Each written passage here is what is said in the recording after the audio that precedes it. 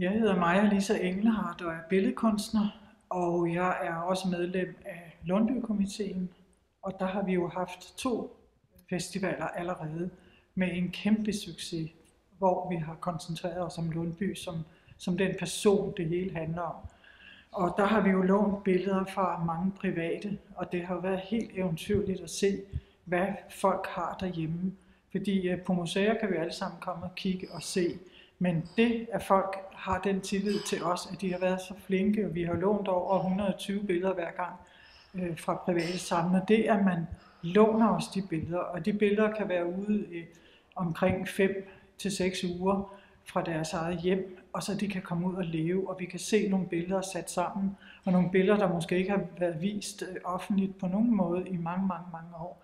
Pludselig lever de her, og vi kan lave kataloger, vi kan inddrage dem i en sammenhæng, som et museum kan ikke gøre på samme måde, for museet har de billeder, de har, og der låner museer fra hinanden. Men her, der er jo ikke noget sjovere end private billeder, fordi det er mennesker, der med et hjerte har søgt nogle billeder, nogle har de arvet, nogle har været i nogle familier og slægter i mange, mange år, så pludselig kommer de ud og får luft. Og det har været sådan en oplevelse. Vi har oplevet sådan en velvilje i forhold til at låne til vores komité, så vi har holdt de her festivaler. Den første var kun omkring Lundby, og den næste var omkring Lundby og hans 2 venner, hans 2 malerkammerater, Frølich og Skovgaard.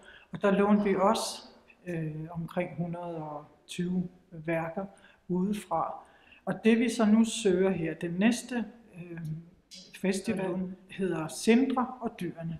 Og der har vi allerede fået lov, og det er jo ret exceptionelt her på Bispegården, vi har fået lov til at låne nogle billeder fra statsanerkendte museer, også plus billeder fra private.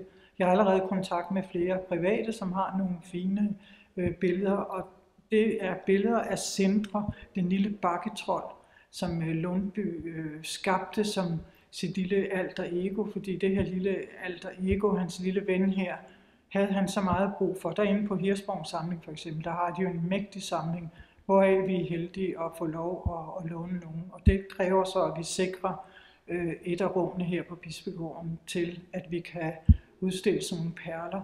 Men det vi så ufattelig gerne ville, det var, hvis der var nogen, der kender nogen, eller selv har noget, det er den lille bakketrold. Det er som regel kun tegninger eller akvareller, men også at nogle dyrebilleder fra guldalderen. Og det kan være både Frølich, og det kan være Lundby, og det kan være alle de andre guldalderkunstnere. Jeg har allerede en stor privatsamling i Aarhus, har jeg fået lov at låne nogle virkelig sjove og ukendte billeder. Og der ville det være skønt, hvis der var nogen, der kendte nogen, eller selv har noget, billeder med dyr fra guldalderen.